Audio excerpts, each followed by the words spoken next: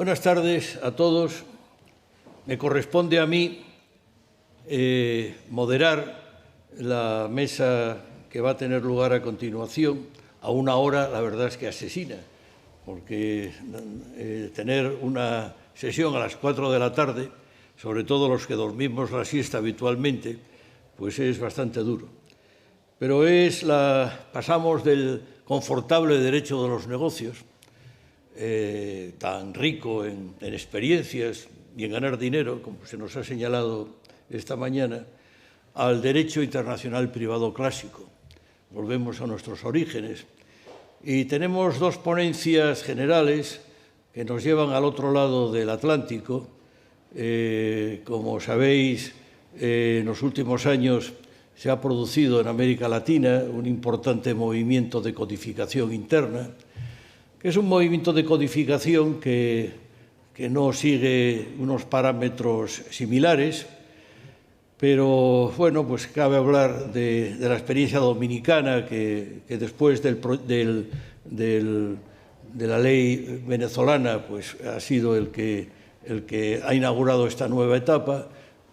Paralelamente se hizo el texto, el Código de Derecho Internacional Privado de Panamá.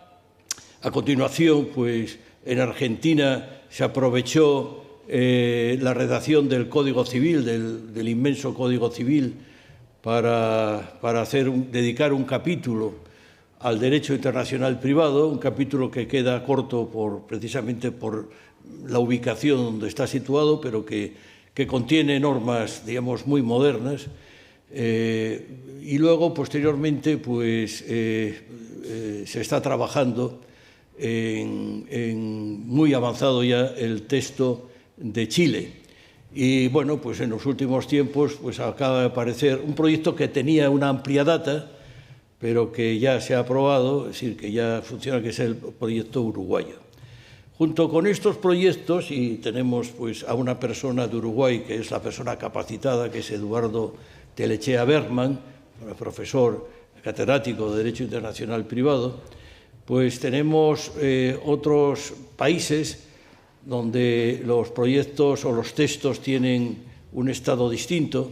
En México llevamos en México muchos años trabajando en el Código Uniforme de Derecho Internacional Privado, país que tiene un problema de estructura federal, de competencias y que por tanto dificulta la adopción por eso se llama Código Uniforme.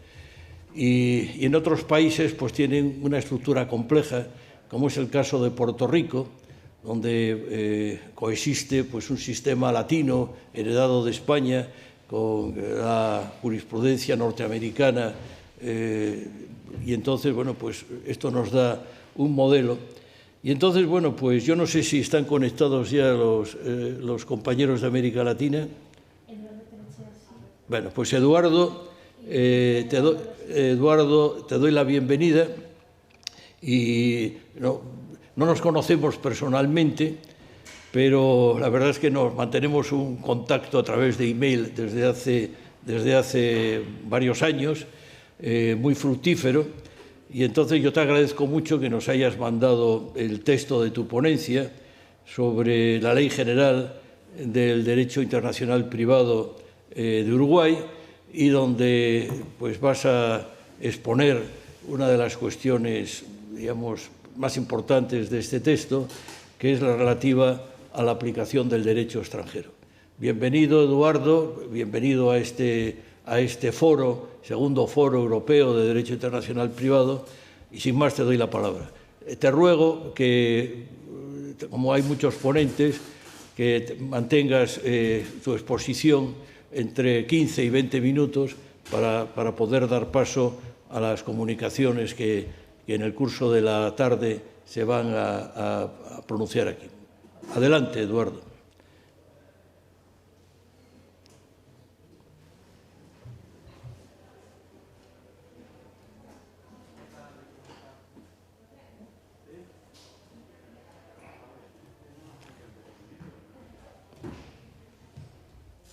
Perdone, Eduardo Telechea, no conseguimos oírle.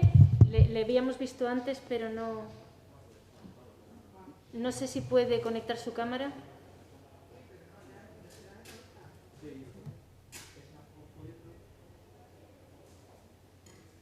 Vale, problemas de conexión.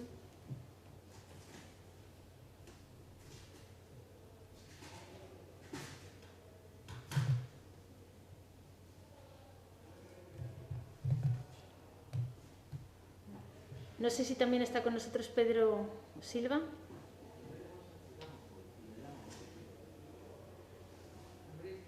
Vaya.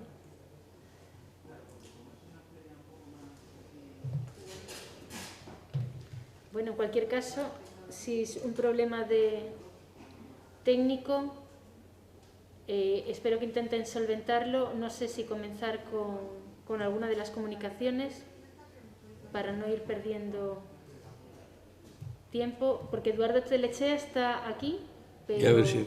¿eh? A ver si... Pero no...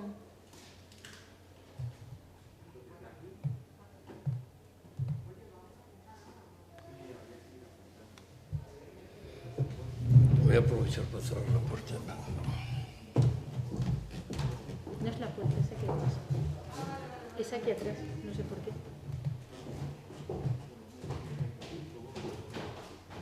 Eduardo, no sé si nos oye, y si no nos oye, bueno, si nos oye, por favor, intente desconectarse y vuelva a conectar. Y de todas formas, yo creo que vamos a comenzar, si le parece al profesor Fernández Rozas, con las comunicaciones que teníamos programadas para esta mesa. Si el profesor Telechea puede conectarse, pues que nos avise.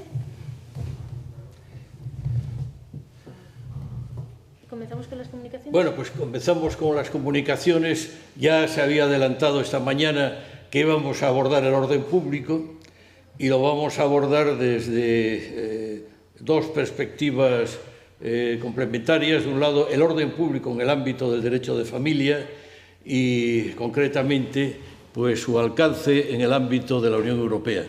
Entonces, para hablarnos del orden público en el ámbito del derecho de familia, tema que fue un clásico en el derecho internacional privado.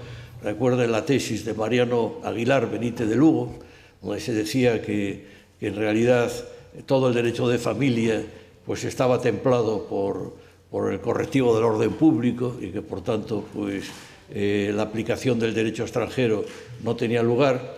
Entonces, pues, el orden público ha variado en los últimos 40 años de una manera importante. Y entonces, bueno, pues desde esta perspectiva, Juliana Rodríguez Rodrigo, de la Universidad Carlos III, pues va a presentarnos su comunicación al respecto. Te ruego, Juliana, que por favor no te extiendas en el tiempo, porque tenemos espacio limitado. Muchas gracias.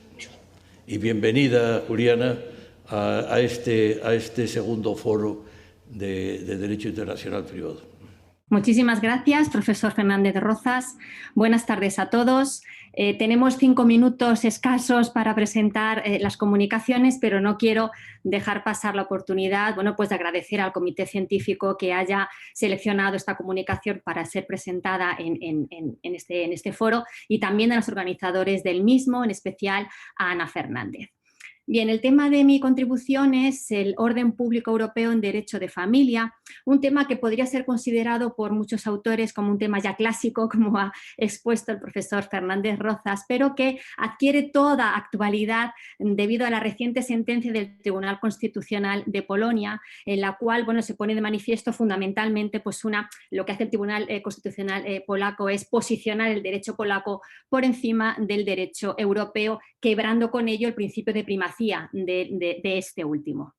Bueno, como todos sabemos, en la jerarquía de fuentes, el derecho de producción supranacional, en este caso europeo, prevalece frente a las normativas de producción interna, y bueno, en caso de que haya conflicto, de que haya contradicción entre ambos cuerpos normativos, entre ambas normativas, esta última es la que debe no ser aplicada y, en su caso, posteriormente ser modificada para ser adaptada al derecho europeo.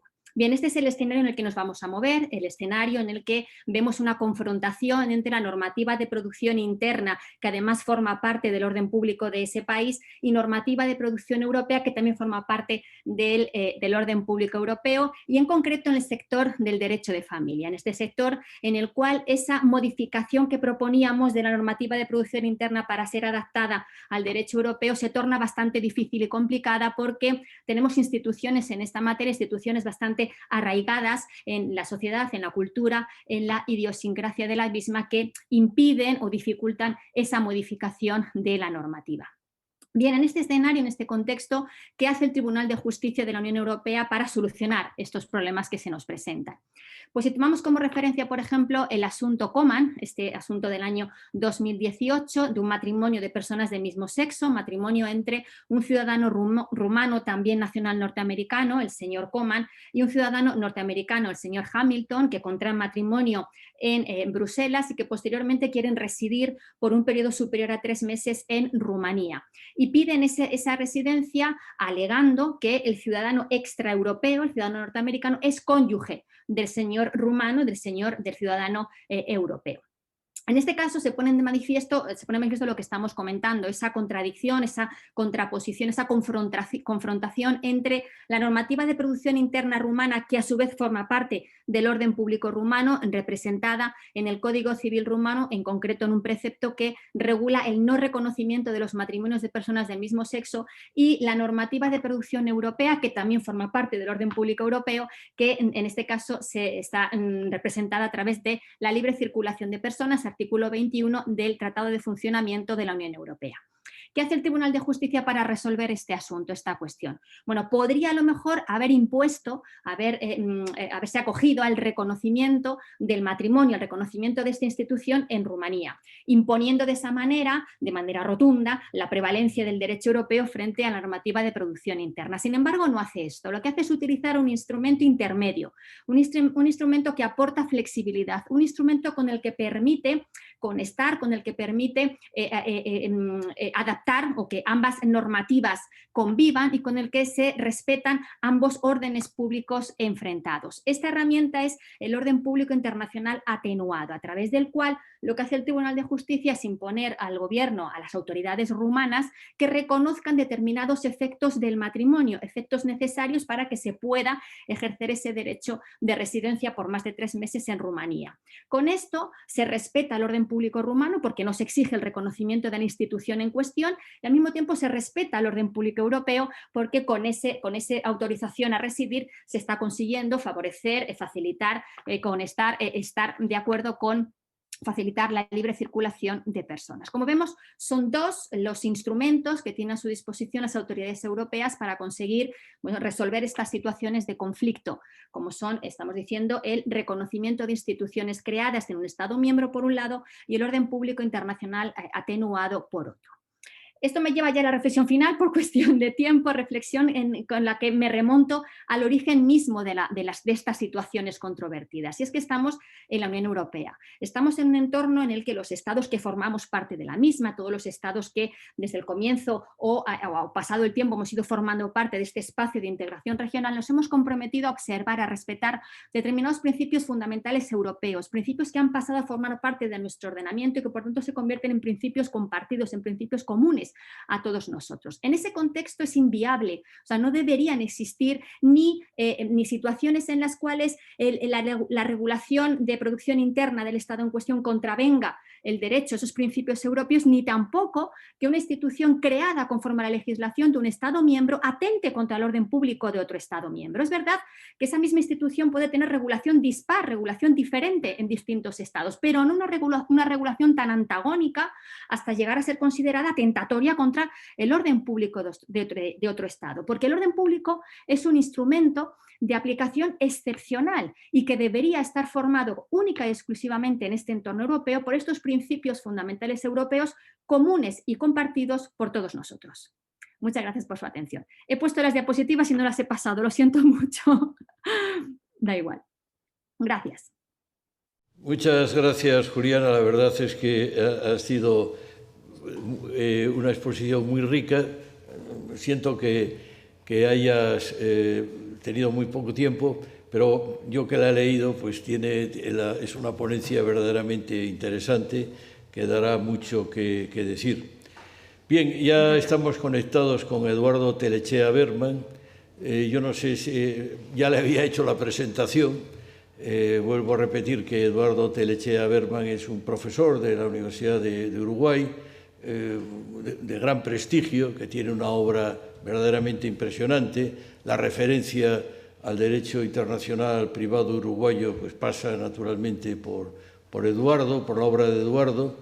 Y bueno, hace relativamente poco tiempo, dentro de los procesos de codificación del derecho internacional privado en América Latina, pues ha salido la ley uruguaya, la Ley General de Derecho Internacional Privado de Uruguay, que la verdad es que es un texto que tiene un enorme interés dentro del contexto de la codificación en América Latina, y él nos va a hablar de un tema también clásico, junto con el orden público que se acaba de exponer aquí, que es la aplicación del derecho extranjero. Eduardo, bienvenido a este foro, un gran abrazo y adelante. Ahora sí. Decía, en primer lugar, mi agradecimiento por esta invitación de José Carlos a participar en este segundo foro europeo de Derecho Internacional Privado. Y como se ha señalado, mi intervención ha de referir a la cuestión de la aplicación y el tratamiento del derecho extranjero en la aún reciente Ley General de Derecho Internacional Privado de Uruguay, Ley 19.920, entrada en vigor el 16 de marzo de este año. La Ley General de Derecho Internacional Privado es el producto del trabajo de un conjunto de docentes, de profesores de la disciplina, que hemos trabajado con consensos y discusiones y nuevos consensos durante mucho tiempo en el Instituto Uruguayo de Derecho Internacional Privado, y de un trabajo también extenso en su trámite de aprobación parlamentaria.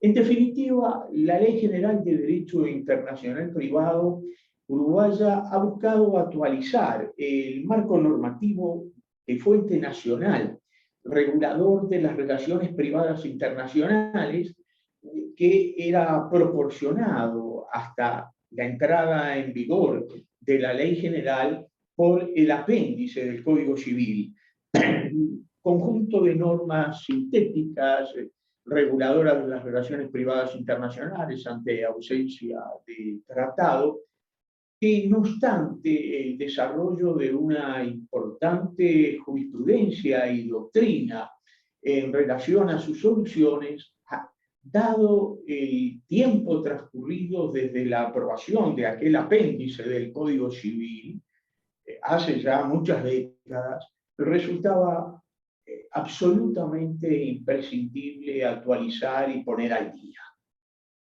La Ley General de Derecho Internacional Privado tiene, sí, sus antecedentes en los propios orígenes del derecho internacional privado, que es uruguayo, en los tratados de Montevideo de 1889, pero concretamente sus fuentes están en los desarrollos de la doctrina nacional y comparada, en las normativas emanentes de regulaciones convencionales, a nivel regional, a nivel interamericano, a nivel de la Conferencia de la Haya de Derecho Internacional Privado, de las cuales Uruguay es parte, en textos también de fuente nacional elaborados por otros países, incluso de la región. Y esta ley general regula dos grandes cuestiones. Por un lado, la ley aplicable a las relaciones privadas internacionales; por otro, aquellos criterios dados los cuales los tribunales de la República pueden asumir competencia, pueden asumir jurisdicción para conocer en los litigios suscitados en relación a estos casos. Otras dos cuestiones que suscitan las situaciones privadas internacionales, lo referido a la cooperación jurisdiccional internacional, el reconocimiento del fallo extranjero, en el derecho uruguayo de fuente nacional es regulado por el Código General del Proceso. El Código General del Proceso, en su libro segundo, título 10, Normas Procesales Internacionales, atiende la cuestión fundamentalmente trayendo a la normativa de fuente nacional regulaciones convencionales consagradas a nivel interamericano. Y la Ley General de Derecho Internacional Privado regula, como decíamos, la cuestión de del tratamiento de los casos privados internacionales y la jurisdicción internacional en 13 capítulos, 163 artículos, y el capítulo primero refiere a normas generales. Y en su artículo 1 es bueno resaltarlo, porque para aclarar el ámbito de aplicación de esta ley de fuente nacional, se proclama claramente que las disposiciones de la ley general actúan en defecto, esto es, a falta de o insuficiencia de regulaciones convencionales. El papel de la regulación de fuente nacional es subsidiaria a la existencia de regulación convencional. Y este es un criterio, por cierto, acogido desde hace tiempo en el derecho uruguayo, y así el Código General del Proceso, que hoy citábamos en su título 10, Normas Procesales Internacionales, del libro segundo, comienza en un artículo 524 señalando que esas disposiciones sobre cooperación jurídica internacional actúan en defecto de regulación convencional. Y repite este concepto el Código de Proceso Penal cuando, al tratar en el libro cuarto, Procesos Especiales, en su título primero de la extradición, que la normativa prevista en el Código sobre extradición, el artículo 329, se aplica cuando no hay tratado que vincule a nuestro país con el Estado requirente. Y establecido entonces ese ámbito de aplicación de la ley general, esta pasa a regular en los artículos segundo, tercero y cuarto las cuestiones referidas a la aplicación del derecho extranjero, la interpretación de ese derecho, el modo como los aplicadores de ese derecho podrán informarse del contenido de esa normativa ajena al foro, y por último, la recurribilidad de las decisiones dictadas en estos casos, en los que correspondiera aplicar derecho ajeno y ese derecho no se aplicara o se aplicara incorrectamente. Concretamente, el artículo segundo de la Ley General comienza señalando que el derecho extranjero debe ser aplicado de oficio del modo como lo harían los tribunales del Estado a cuyo ordenamiento jurídico corresponde la norma respectiva. Obligación de aplicar el derecho extranjero, que de acuerdo al artículo 3 de la Ley General, es una obligación que compete no solo a los tribunales, no solo a los jueces, sino a todas las autoridades de la República, que deberán investigar y determinar de oficio ese derecho sin perjuicio del aporte de las partes. Y esta es una solución, en verdad, de muy antigua raíz en nuestro derecho.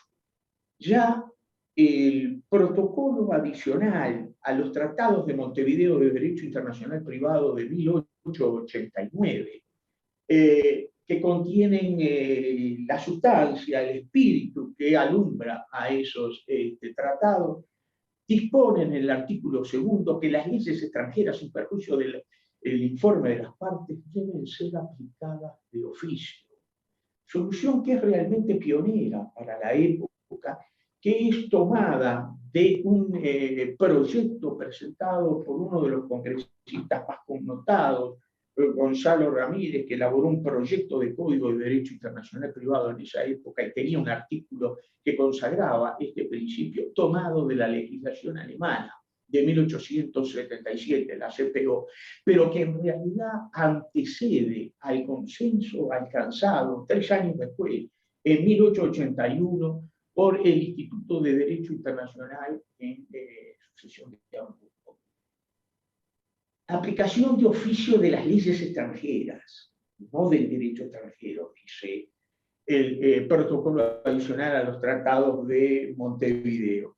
Pero en realidad la doctrina pronto interpreta esa referencia a la ley extranjera en el sentido de que es al derecho extranjero. Y avanza más, entiende que ese derecho extranjero debe ser aplicado con el sentido que tiene en el país de origen. Y esta posición en la que se encamina la doctrina, incluso la jurisprudencia uruguaya ya a principios del siglo XX, es acogida por el otro gran texto tradicional del derecho internacional privado americano, es decir, de nuestro continente, junto con los tratados de Montevideo, el Código de La Habana de 1928, el Código de Bustamante, que consagra este principio en el libro cuarto, Derecho Procesal Internacional, al referir en el título séptimo a la prueba de las leyes extranjeras, la información de las leyes extranjeras ha de referir, señala, al texto, vigencia y sentido. Y yéndonos a nuestra época, los antecedentes directos de la Ley General del tema. La Convención Interamericana de Derecho Internacional Privado sobre Normas Generales, de convención aprobada por la segunda en Montevideo en 1979, y quiero hacer un paréntesis, se me permite.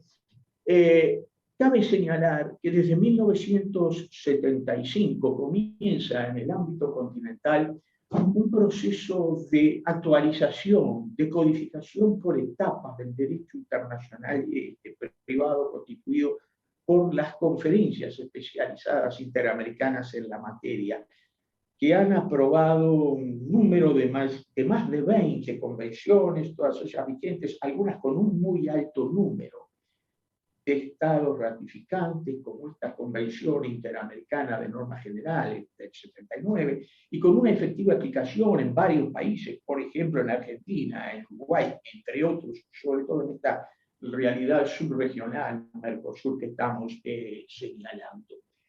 Y estas convenciones interamericanas buscaron dos cosas. Buscaron actualizar un marco normativo que había quedado detenido en el tiempo, el Tratado Segundo de Montevideo de la década del 40, y por otra parte homogeneizar el derecho internacional privado interamericano, donde había países parte de la obra de Montevideo, países parte del Código Bustamante, algunos estados vinculados por ambas codificaciones, lo que creaba, por cierto, ciertas dificultades de armonización, e incluso países como México, Estados Unidos o Canadá, hemisferio norte, que eran ajenos a estos textos. Hoy, por ejemplo, Estados Unidos es parte de algunos de estos tratados, México de un número muy importante de otros. Y la Convención Interamericana de Normas Generales de Derecho Internacional Privado del artículo segundo consagra el principio de la aplicación de oficio, señalando que el derecho extranjero ha de hacer, existe la obligación de aplicarlo, y agrega, y ahí está el antecedente de la ley general, es una obligación de jueces y otras autoridades de aplicarlo con el sentido que tiene en el país al que la norma pertenece. Y si bien cabe señalar, habla de obligación, no de aplicación de oficio, la interpretación del artículo segundo de la que he referido, de la Convención de Normas Generales, tomando en cuenta la historia de su sanción y todo el contenido, la inteligencia de ese texto, surge del informe preparado por el relator de la Comisión 1 de la CIVIC 2, donde se aprobó la convención, nuestro colega, el profesor Operti, y del presidente de la comisión precisamente uno de la CIDIP II, donde se aprueba la convención, el colega hoy fallecido venezolano Parra Aranguren, que lo que no se dijo de oficio, porque se entendió que era un pleonasmo, porque ya estaba configurada esta obligación de aplicar de oficio al hablar, están obligados de aplicar el derecho extranjero. Y sí cabe resaltar que textos posteriores, Código General del Proceso de Uruguay, en el artículo 525, que como dijimos regula la cooperación jurisdiccional internacional, habla en principios generales que anteceden a la regulación de distintos niveles de cooperación, de la obligación de aplicar de oficio, y es directo antecedente de la ley general a la que nos estamos refiriendo. Pero la Convención Interamericana de Normas Generales habla también de que el derecho extranjero debe ser aplicado y debe ser interpretado en el mundo como lo hace el Estado de origen. Y esto es recogido también por el Código General del Proceso, por un convenio uruguayo-argentino de principios de los años 80, aplicación e información de derecho extranjero, y ha recibido plenamente por esta Ley General de Derecho Internacional Privado, que significa en definitiva, y así lo ha entendido la doctrina nacional y regional al examinar este texto, esto significa una aplicación inordine de ese derecho extranjero, una aplicación de ese derecho extranjero con el sentido que le otorga la jurisprudencia y la doctrina de ese ordenamiento al que la norma a aplicar pertenece. Y esto, cabe señalar, fue llevado adelante con mucha insistencia por la doctrina argentina, también uruguaya, así una figura consular en el derecho argentino de origen alemán y que estuvo en España y que luego se radicó en la Argentina, pero con mucha relación con Uruguay, el profesor Werner Boschki, así como también en la doctrina uruguaya de los años 50 y un poco antes por otra gran figura, Quintín Alfonsín, se sostenía esta aplicación con una interpretación inordine. Y esto es recibido por la ley general, incluso no solo en el sentido de atender aquella jurisprudencia del país de origen, sino resolver los problemas que la aplicación en el tiempo pueda generar esa situación de aplicar derecho extranjero, problemas de retroactividad o ultraactividad de la ley, o la referencia que la norma de conflicto haga a un derecho con una estructura plurilegislativa de carácter personal o más común, territorial. Bueno, se debe resolver cuál es el sistema o subsistema aplicable, en principio en función de lo que disponga el derecho remitido. Y entonces, si tenemos una realidad normativa que establece la aplicación de oficio del derecho extranjero, su interpretación en el sentido que le dan los tribunales del Estado a cuyo ordenamiento jurídico corresponde esa norma, pasa a ser una cuestión fundamental frente a aquella obligación que, como digo, no solo de los jueces, es también de otras autoridades, una adecuada información de ese derecho.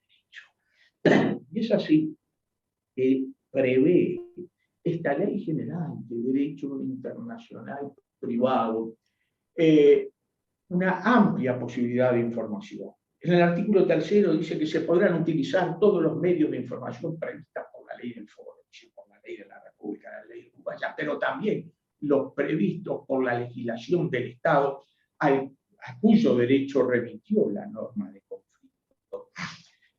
Y en el derecho uruguayo, cabe señalar, se admite la posibilidad de una información documental, texto de la ley, referencia a la vigencia, referencia a jurisprudencia, doctrina, también información proveniente de expertos, ámbitos académicos, universitarios, del propio país o de otro, especialmente con el valioso del país al que corresponde el derecho a aplicar. Y en tal sentido, quiero hacer referencia a un desarrollo muy importante en el ámbito interamericano de la función, del cometido de las autoridades centrales.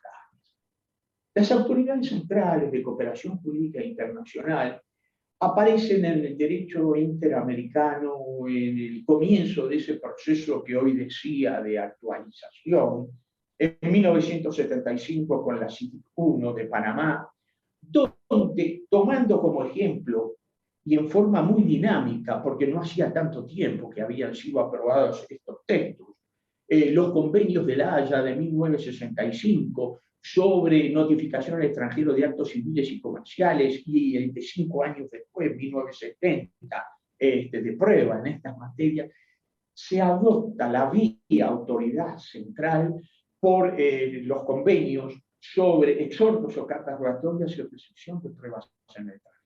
Luego, 1979, CITIC segunda, Montevideo, se aprueba una convención sobre cumplimiento de medidas cautelares que también prevé esta vía, pero que ha tenido un papel fundamental la vía autoridad central. Y cabe señalar que también es acogida en materia de restitución internacional de menores, en un convenio aprobado en una cuarta también de Montevideo en 1989, así como también en materia penal interamericana, un convenio de Nassau de 1992.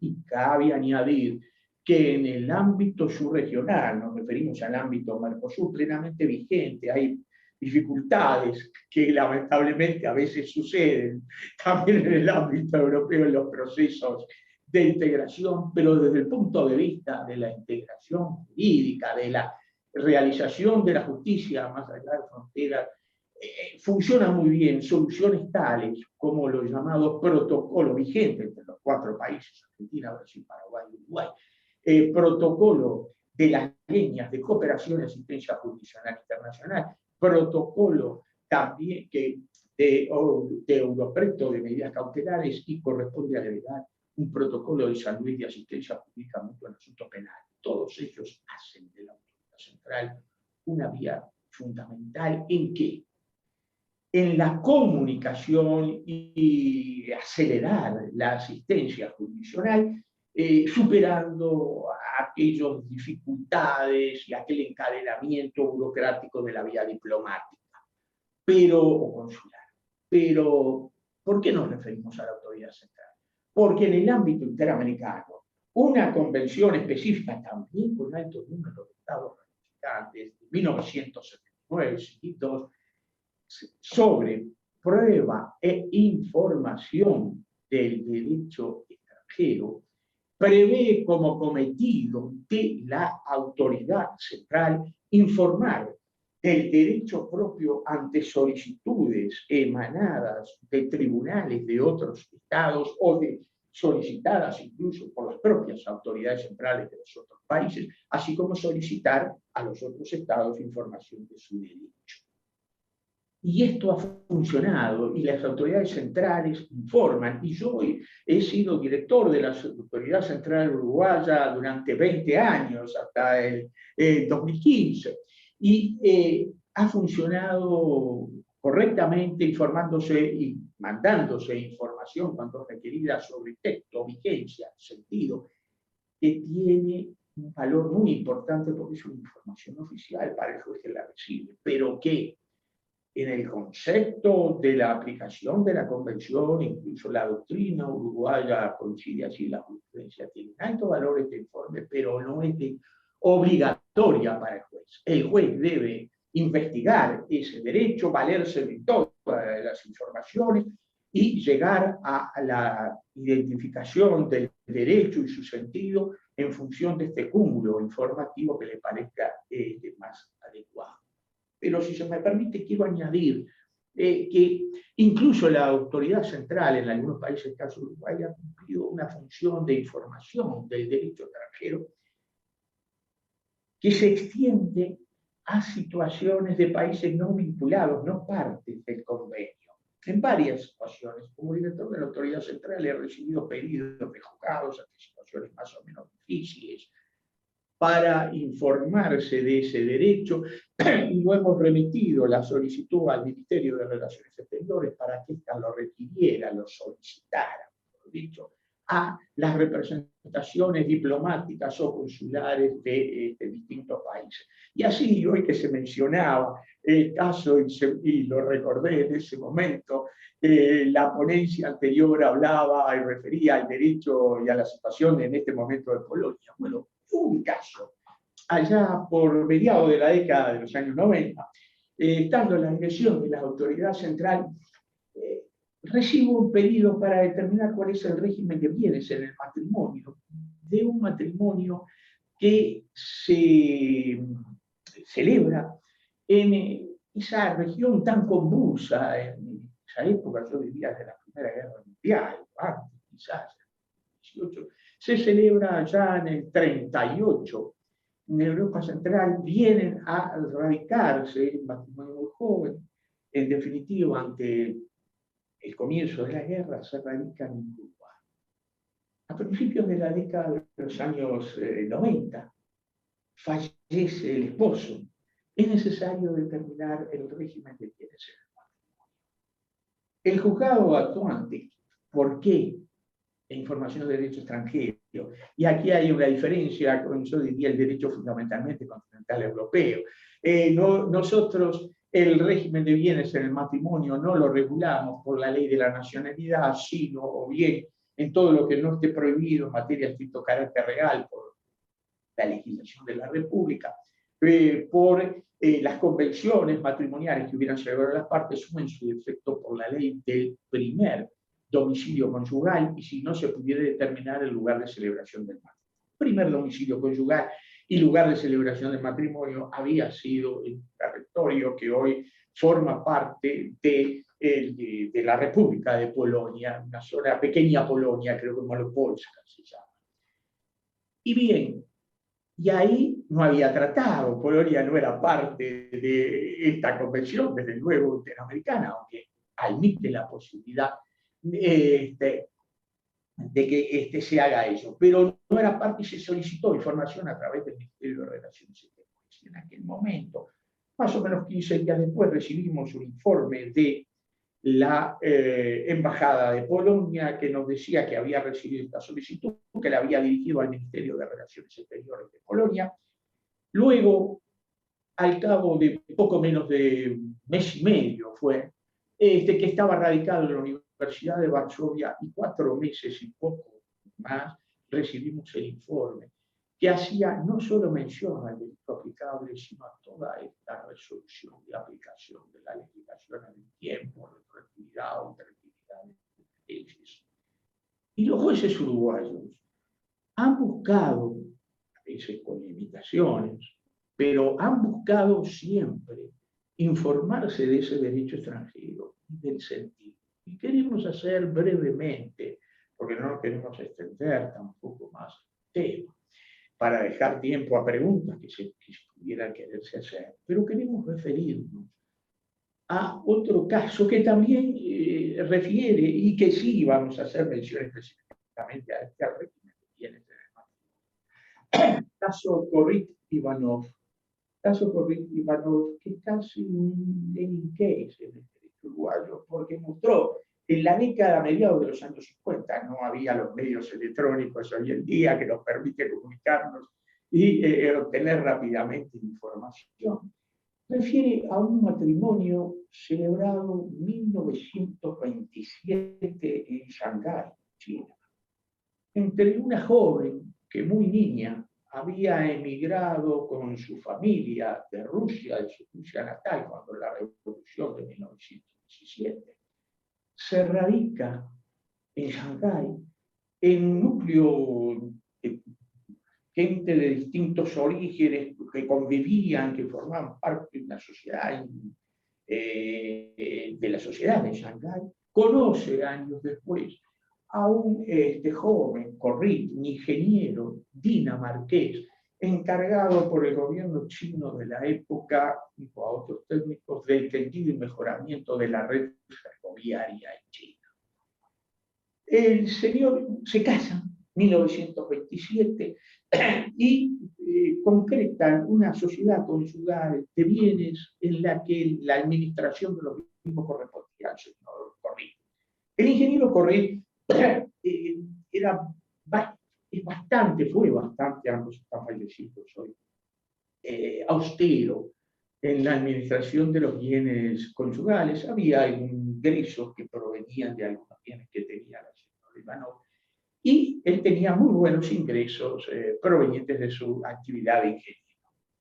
Pues bien, en esa administración dispone que más allá de la atención de las necesidades que imponía su actuación en la sociedad en la que vivían, todos los ingresos fueran colocados a interés en bancos de Londres y en bancos de Nueva York, y los intereses producidos por estas colocaciones se virtieran en adquisición de oro y colocación a interés. Va formándose una verdadera bola de nieve, aumenta ese patrimonio con una cantidad verdaderamente significativa para la época. Todo esto tienen un hijo, transcurre el tiempo hasta 1949. Octubre de 1949, cambio institucional en China, y allá en el año 50 emigra este matrimonio. Pobre la señora Ivanov, nuevamente emigra. Y aquí que se radica en Uruguay. Allá, por mediados de la década del 50, el hijo está joven, ha realizado una carrera universitaria en Montevideo, se ha recibido de arquitecto, quiere empezar al desarrollo de su actividad, pide al padre un apoyo económico, lo retasea bastante. En definitiva, todo ello determina una crisis conyugal que ya se venía arrastrando desde antes. La madre pide la disolución de la sociedad conyugal de bienes. La señora Ivanov, el señor Corrit pone no, contesta. Y sus abogados: no hay ninguna sociedad conyugal, esa sociedad conyugal no vale, porque no se cumplieron con las normas establecidas por el derecho dinamarqués, que exigía el cumplimiento de ciertos requisitos formales de inscripción de esa sociedad en registro. En el caso que conoció primera instancia y segunda instancia, Tribunal de Apelaciones, las partes invocaron derecho chino, invocaron derecho dinamarqués. Pero los jueces actuantes, tanto de primera instancia como del Tribunal de Apelaciones, más allá de la informe de Eduardo, por favor, si puedes ir... No termino, sí. Termino en 5 minutos. Perdona.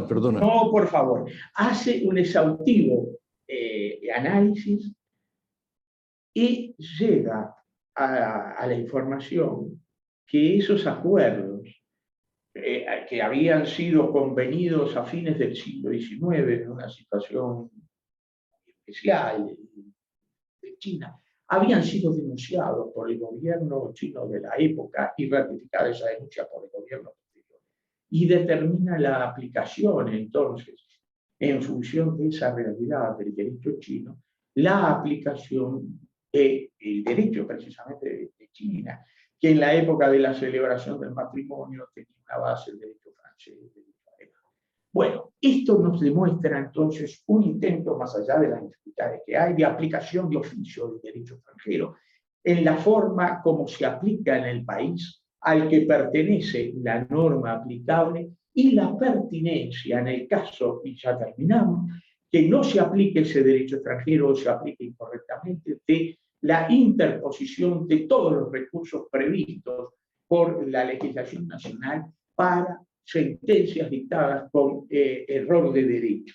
Y ello ha estado establecido desde el protocolo adicional a los tratados de Montevideo de 1889, Convención de Normas Generales, Código General del Proceso, ahora la Ley General. E incluso hay una fuerte tendencia mayoritaria que entiende que en este caso es pertinente el recurso de casación, porque en definitiva no aplicar el derecho derecho extranjero en la forma que corresponde, supone aplicar incorrectamente la norma, ya sea de fuente nacional o convencional ratificada por el país que manda aplicar.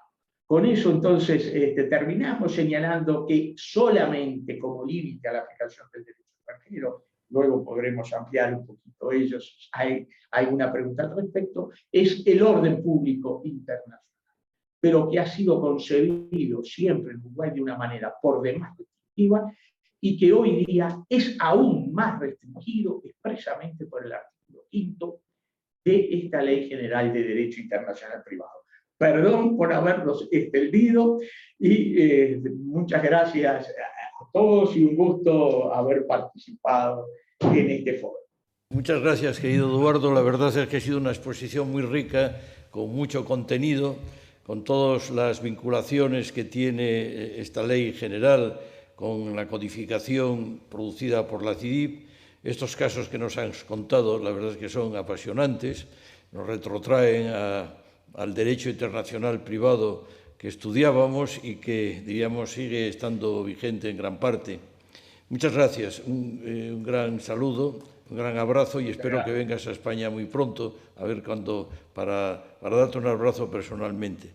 Entonces, ¿cómo no? Ahora que ya los viajes se han reiniciado. Sí, sí. Vamos a encontrarnos. Un abrazo. Estupendo.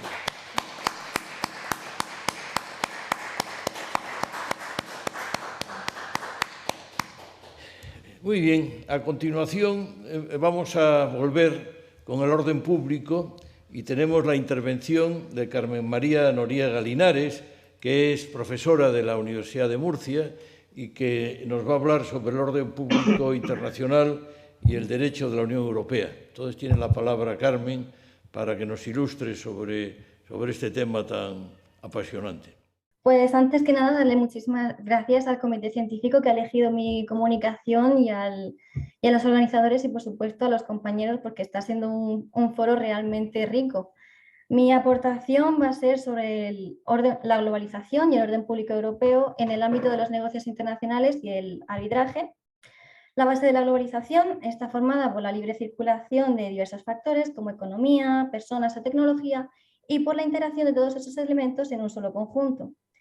En el ámbito del derecho, gracias a la globalización, se intenta alcanzar un derecho común a más de un país y también unificar los derechos internos de los distintos estados. Como consecuencia, van a surgir el derecho de la Unión Europea y el derecho internacional privado, que a pesar de tener la nomenclatura de internacional, es una regulación nacional que se centra en la regulación de la vida privada y las relaciones comerciales de sus sujetos nacionales, siempre y cuando aparezca un elemento extranjero.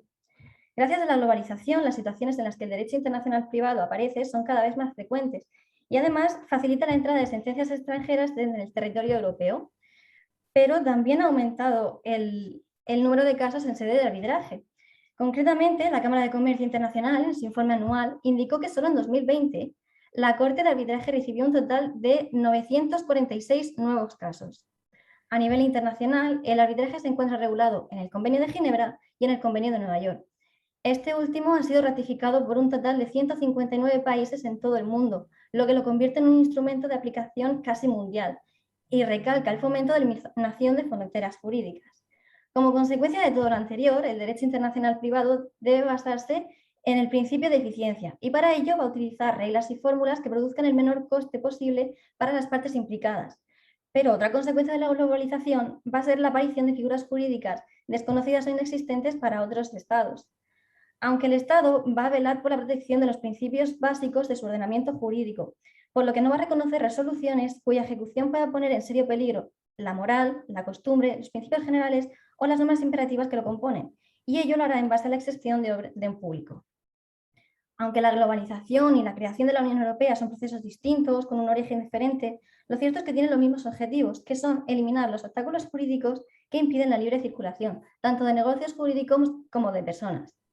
La Unión Europea tiene su propio ordenamiento jurídico dentro del cual está el derecho internacional privado, distinto de los estados que la integran, en el que también existen mecanismos que frenan o limitan ciertas situaciones, como es el orden público internacional. Pasemos a hablar ahora de esta excepción. Su aparición constituye un elemento clave para aceptar o rechazar el reconocimiento y ejecución de una resolución extranjera, ya sea judicial o arbitral. Es un concepto jurídico indeterminado, dotado de contenido por los propios países en base a la moral, la costumbre y las normas imperativas nacionales. Y otra vez, a pesar de tener el calificativo de internacional, en realidad es de corte nacional. Además, simplemente va a poder alegarse cuando el reconocimiento menoscabe un principio fundamental del Estado requerido. Presenta una doble dimensión, material y procesal, y aunque son los Estados los que pueden determinar el contenido que quieren darle, será el Tribunal de Justicia de la Unión Europea el órgano encargado de delimitar cuándo los tribunales nacionales van a poder denegar el reconocimiento de una resolución dictada por un órgano jurisdiccional de otro Estado. Sin embargo, la aparición del Tribunal de Justicia se ve condicionada a que haya uso de la normativa europea y se limitará a las resoluciones judiciales, ya que el derecho de la Unión no dice nada sobre la ejecución de laudos arbitrales y es por ello que deberá mantenerse al margen. También existe, como ha recalcado mi compañera, el orden público internacional europeo, que se activará cuando se produzca cualquier tipo de perturbación del orden social europeo que dé lugar a una infracción de ley, así como para la existencia de una amenaza real, actual y suficientemente grave que afecte a más de un interés fundamental de la sociedad. Que este concepto no se haya desarrollado ampliamente no quiere decir que sea inexistente, ya que existen ejemplos como la sentencia EcoSuisse, donde se estimó que el artículo 81 del Tratado de la Comunidad Europea podía considerarse una disposición de orden público en el sentido del artículo 5.2b del Convenio de Nueva York. En sede de arbitraje, esta excepción también tiene su manifestación. Regulado en el artículo 5.2b del Convenio de Nueva York, es apreciable de oficio por el juzgador, pero solo el fallo del laudo y la fijación concreta de los derechos de las partes será objeto de análisis bajo el prisma del orden público internacional. Es un límite de la libre circulación para casos extremos y excepcionales. El máximo referente de esta situación se dio con el caso muy conocido Grünkin-Pohl, en el cual se discutía sobre la divergencia de apellidos del menor nacional de Alemania pero residente en Dinamarca. Aunque el gobierno alemán no alegase vulneración del orden público internacional como posible justificación a la negativa del reconocimiento, sí produjo una vulneración del orden público europeo. En idéntico sentido, se pronunció el Tribunal de Justicia en la sentencia Kuiper, en la que establece que una normativa no puede resultar desfavorable para un ciudadano nacional por el mero hecho de haber ejercitado su libertad de circular y residir en otro Estado. El impacto de la globalización en el derecho es algo innegable, pues ha puesto de relieve que el derecho internacional privado constituye un sector clave del derecho, pero también ha influido en otros ámbitos, como es el arbitraje comercial internacional. Gracias a todo ello, la fluctuación de casos e inserción de nuevas figuras jurídicas ha aumentado. Sin embargo, este desplazamiento no es ilimitado, pues el orden público internacional protegerá los valores estatales y europeos para favorecer la seguridad jurídica de todos. Así que vamos a confiar en la justicia transnacional, en la deslocalización de la justicia y en los juzgadores al margen del Estado, pues ello potencia el comercio internacional. Pero tengamos cuidado porque el Tribunal de Justicia y Orden Público Europeo, el Orden Público Internacional, perdón, siempre estarán ojo visor. Muchas gracias. Muchas gracias, Carmen, por tu exposición. La verdad es que en tan poco tiempo siento que hasta ahí has tenido que comprimir porque sí, tienes muchas cosas que decir y el tema es verdaderamente apasionante. Y claro, cuando hablas al final del orden público y al arbitraje, pues bueno, estamos ahí sufriendo esta vinculación hace ya muchos años. Sí. Bien, muchas gracias. Entonces, a continuación pasamos de Murcia a Santiago, pero a Santiago de Cuba. Entonces, ahí está la Universidad de Oriente, que es una universidad muy prestigiosa, y entonces tenemos dos dignos representantes de esta universidad. Por una parte, Odette Martínez Pérez y Raúl José Vega Cardona, profesores de esta universidad, que nos van a hablar de un tema que tiene para este país, Cuba, un gran interés, que son los derechos sucesorios de los migrantes retornados en Cuba, y un estudio comparativo de este régimen con el existente en el ámbito europeo. Un gran abrazo, queridos compañeros de Cuba, y sí, sentimos que hace tiempo que no estamos, pero cuando podamos, cuando se reanuden, pues volveremos a Cuba, donde tantas sesiones de trabajo hemos realizado en los últimos 20 años. Entonces os doy con mucho gusto la palabra, dándoos la bienvenida a este segundo foro europeo de Derecho Internacional Privado. Un gran abrazo. Buenos días desde Cuba, buenas tardes en España. Primero agradecerla por la excelente presentación que nos han dado y además felicitar al comité organizador, a la coordinación de esta sesión de trabajo y por supuesto a la profesora Ana Fernández por la invitación a participar con esta comunicación muy breve sobre un tema que para los cubanos resulta de especial interés y que está vinculado a los derechos sucesorios de los migrantes retornados en nuestro país, siempre mirando ese referente que hoy constituye el Reglamento Sucesorio Europeo y en el que evidentemente tendrá que abrevar en algún momento la modificación que se produzca en este ámbito en nuestro país. Hay que decir que en primer orden, bueno, la migración internacional resulta un fenómeno del que no escapa nuestro país. Hoy, indudablemente, ante cambios legislativos en los que se ha producido principalmente a partir del año 2012, en que se generó, se produjo una reforma migratoria, se ha favorecido lo que puede denominarse migración circular y en lo que ya no se produce con tanta frecuencia como en otros momentos la migración definitiva, sino también la denominada migración temporal. Esto ha incrementado en el ámbito del derecho internacional privado la posibilidad de conflictos negativos y positivos de ciudadanía y domicilio, la pluralidad de residencias y otras cuestiones que trascienden al ámbito del derecho internacional privado. Sin embargo, para poder señalar muy brevemente algunas de estas cuestiones que tienen incidencia en el ámbito sucesorio, es importante exponer cuál es el régimen jurídico del derecho internacional privado en Cuba en el ámbito de las relaciones jurídicas derivadas del fallecimiento de una persona. Aquí tenemos la coexistencia de una norma convencional que es el Código de Bustamante del año 1928, ya señalado por el profesor en su brillante intervención Eduardo Tellechea, y el Código Civil cubano del año 1987, vigente a partir de 1988. El Código de Bustamante, que establece en el artículo 144, sobre todo en cuanto a la determinación de la ley aplicable, acogiendo como punto de conexión la ley personal del causante, que dependerá, por supuesto, entonces, en este caso, de lo que se regule. Y el Código Civil cubano, en su artículo 15, que establece como punto de conexión la ley de la ciudadanía del causante al momento de su fallecimiento. Ello indudablemente hoy ha sido cuestionado por los iusprivatistas cubanos, sobre todo porque ya hay una consideración que la ley de la ciudadanía como punto de conexión ya no favorece los conflictos derivados en el ámbito de las relaciones jurídicas sucesorias con un elemento extranjero, principalmente por la influencia que ha tenido la migración. Por eso hoy estamos diciendo que efectivamente habrá que emigrar en algún momento hacia un punto de conexión más favorable, mirando la experiencia europea del reglamento sucesorio en cuanto a la determinación como ley aplicable de la residencia habitual, sobre todo teniendo en cuenta la ubicación de los bienes, que es un lugar que favorece además a los efectos de la protección de los acreedores del causante y por supuesto facilita al menos la identificación de los herederos. Sin embargo, hay un elemento importante que tiene una trascendencia a otros conflictos y es la Constitución cubana del 2019, solo 2 años de vigencia, y que establece la imposibilidad de tener doble ciudadanía en Cuba y solamente aplicar la denominada ciudadanía efectiva.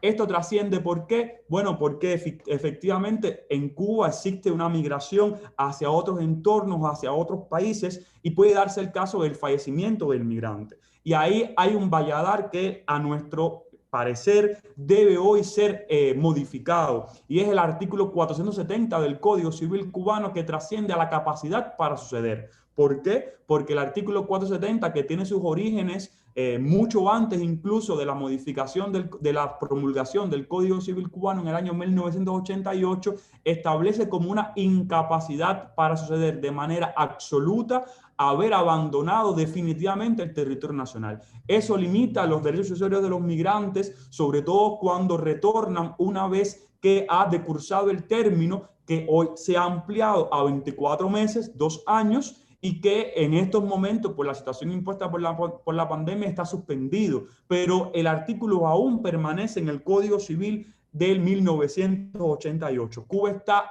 abocada a una reforma legal importante en este momento en la discusión de su nuevo proyecto de Código de las Familias, que en una de sus disposiciones finales tiene una modificación hacia las causales de incapacidad para suceder. Sin embargo, solamente tiene una referencia a las causales de incapacidad absoluta, las que heredamos del derecho español, y no tiene una referencia, lamentablemente, a esta causal del artículo 470. Eso trasciende además a otro momento del íter sucesorio referido a la adjudicación de la herencia y al retorno del mirante. ¿Por qué? Porque en el año 2012 efectivamente se produjo esta reforma migratoria que ya señalábamos y que generó la abrogación de la ley 982 de 1961, que era la ley confiscatoria, en virtud de la cual cuando una persona, bueno, abandonaba definitivamente el país, se le confiscaban los bienes. Eso ya no está vigente en Cuba, es un elemento positivo. Sin embargo, esta abrogación de la ley confiscatoria evidentemente ha generado una colisión con ese artículo 470 en cuanto a la capacidad para suceder de los migrantes, porque efectivamente al no confiscársele los bienes hay que definir si esta persona retorna al país antes de la adjudicación o después de la adjudicación. El Tribunal Supremo cubano ha tenido una postura que incluso ha modificado el momento para comprender la capacidad para suceder del migrante a los efectos de favorecer de que si éste regresa antes de la adjudicación pueda modificar el título sucesorio en la sucesión intestada y puede efectivamente adjudicarse los bienes. Ellos indudablemente suponen una distorsión, sobre todo en el ámbito del derecho internacional privado, porque genera una confluencia entre la determinación de la ley personal y sobre todo una cuestión de la ley del lugar donde se encuentran situados los bienes, que no es acogida a los efectos de la adjudicación en Cuba. Sin embargo, nosotros tenemos un régimen de pluralidad legal sucesoria en este ámbito y que debe ser tenido en cuenta a los efectos de una reforma futura en esta cuestión. Ahí ha habido una respuesta legal en cuanto a los bienes inmuebles, ha habido una respuesta legal en cuanto a la transmisión mortis causa a los vehículos motores. Sin embargo, no hay una respuesta hoy específica en ese régimen de pluralidad de cómo se van a resolver estos conflictos, por ejemplo, en bienes tan importantes como los saldos derivados de las cuentas bancarias. En este corto tiempo, algún esbozo muy general de los principales conflictos en este ámbito, reiterar el agradecimiento por la invitación y además ofrecer a todos ustedes la invitación para que puedan visitar nuestra universidad en cualquier momento, que serán muy bienvenidos. Muchísimas gracias. Muchas gracias, Raúl, por tu exposición, muy interesante y muy original, en el sentido de que se proyecta una cuestión de derecho internacional privado desde la perspectiva cubana, fundamentalmente, y bueno, pues la sugerencia desde un punto de vista de reforma legal es una bilateralización de las normas sucesorias, es decir, que en todo el tema del derecho cubano está presente el orden público y bueno, pues tanto desde la perspectiva cubana por instituciones extranjeras como desde la perspectiva extranjera. Nosotros en España hemos tenido bastantes casos al respecto. Pero es muy interesante y sobre todo pues que se esté regulando. Entonces, hombre, hay que dar un impulso, lo mismo que se dice pues que hay leyes modelo, pues los cubanos han tenido un papel muy relevante en la ley modelo de la OADAC, y que es una ley modelo que se hizo para el Caribe. Y yo creo que una participación, estaba incluso Narciso, el pobre Narciso Cobo, al cual le mandamos desde aquí un cariñoso recuerdo. Y entonces, bueno, pues las enseñanzas que se obtienen de esta ley modelo pues pueden ser muy útiles para cambiar las normas cubanas que mezclan, por una parte, la ley de derecho internacional, la ley Código Civil, que es un código civil que no es español, sino que es un código de nuevo cuño, es decir, que en el 87 se quitó el Código Civil español, bueno, pues un criterio aceptable, pero que... Y por otra parte, pues la legislación de derecho internacional privado que siguió, eso sí, la legislación española, es decir, que hay en la reforma española. Entonces, pues lo único que aprovecho la ocasión para hacer publicidad de la ley, una ley en la que participaron muchos cubanos relevantes y que está pensada para el Caribe y que está pensada también para Cuba. Muchísimas gracias. Volvemos otra vez a la península, en este caso a Sevilla, y tenemos a Antonio Merchán Murillo. Seguimos con el tema sucesorio, pero un tema moderno, es un tema también que yo estoy expectante, la llamada sucesión digital, ya todo está por vía digital. Vamos a ver qué nos depara el destino y cuáles son las posibilidades de esta nueva manifestación de la tecnología. Antonio, bienvenido y adelante, como decís ahí, adelante con los faroles. Muchas gracias, profesor. Bueno, en primer lugar, como no puede ser de otra manera, agradecer al Comité Científico de la organización el haberme permitido defender esta comunicación y espero que les sea interesante y que versa sobre la sucesión digital. Bien, cuando éramos pequeños, las cosas que nos dejaban nuestros abuelos tenían un gran valor emocional y en algunos casos económicos, siendo fácilmente su transmisión por monte. Pensamos, por ejemplo, álbumes de fotos, diccionarios antiguos, libros en los que aparecían, que se hablaba de ellos, etc. Es decir, sobre estas cosas podíamos ejercer un derecho sobre los recuerdos. Sin embargo, hoy día, cuando se almacenan en la nube, parece que se olvida que tienen una similitud a las de antaño. En relación con esto, debe observarse que los recuerdos no son las únicas cosas que se digitalizan. Una persona puede tener en su correo electrónico una foto, una cuenta de almacenamiento Dropbox, en donde tenga cuentas financieras, contraseñas, Bitcoin, tokens, criptoactivos, cuentas de música, app de compra, cuentas de redes sociales, juegos que tienen un valor. En total, una persona podría tener un promedio en vida en torno a 30 o 40 cuentas, 30 o 40 en línea. Todas ellas pueden tener propiedades digitales y, por tanto, un patrimonio de una persona. Este hecho nos lleva a pensar qué pasará con esa propiedad digital después de la muerte. Los activos a los que hacemos referencia son intangibles y es fácil pasar por alto este tipo de propiedades al escribir un testamento, si es que se hace. Asimismo, sería difícil ver que estos activos tienen un valor o pueden ser objeto de propiedad. No obstante, en nuestra opinión, sí pueden serlo y pueden ser objeto de propiedad y tienen un valor económico.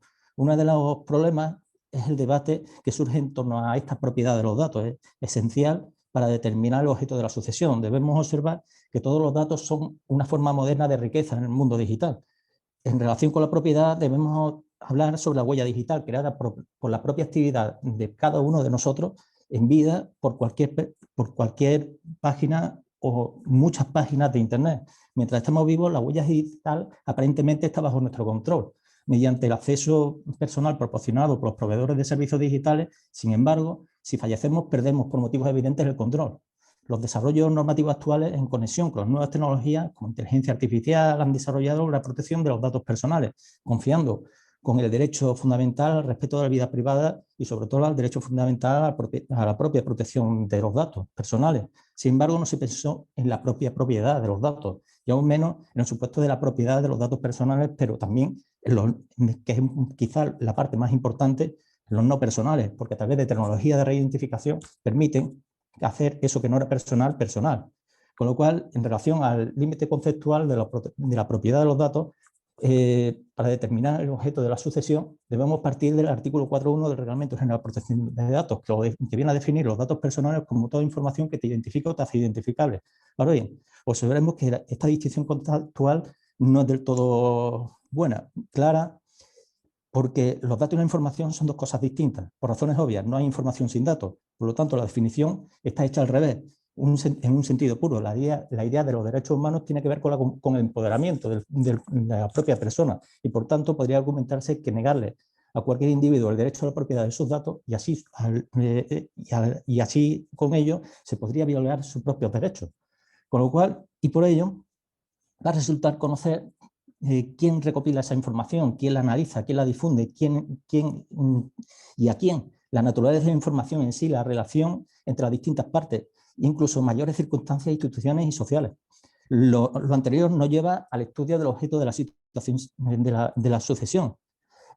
Concretamente, por un lado, pretendemos distinguir entre lo que es la identidad digital, es decir, el sujeto, esa vertiente personal, que serán esos datos personales, y el patrimonio digital, es decir, el objeto. Es decir, activos digitales que tienen o pueden tener un alto valor de mercado, por ejemplo, los datos personales. Los primeros son los que serían objeto de la propia protección de datos. Ahora, los segundos son los que serían objeto de ese derecho de propiedad de los datos.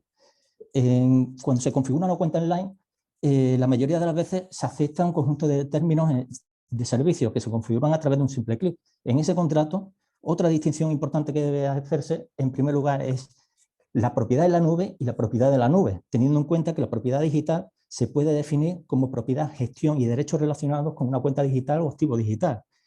La ley no otorga protección clara a ambas cuestiones y cuando lo hace desde diferentes y variadas perspectivas, obteniéndose como resultado una compleja combinación de regímenes entrelazados cuya complicación viene de la propia naturaleza intrínseca internacional que tiene la computación en nube. Pensemos, por ejemplo, en los servicios en línea gratis, entre comillas, los servicios Wi-Fi gratuitos que nos ofrecen tanto en estaciones como en aeropuertos. Parece que son gratis, pero realmente no, están pagando con nuestros propios datos. De hecho, hay periódicos en España que te permiten pagar la suscripción a ese periódico y leer esos artículos y a través del pago, a través de tus propios datos. Con lo cual, la mercantilización de nuestros datos es obvia y evidente. De hecho, lo han tenido. Cuando una persona fallece, parece que estamos refiriéndonos, se parte de muchos activos y muchos registros creados con un valor económico, pero otros aparentemente no lo tienen.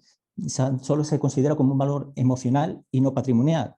La cuestión va a ser mayor, si cabe, cuando planteemos la aplicación del reglamento 650/2012.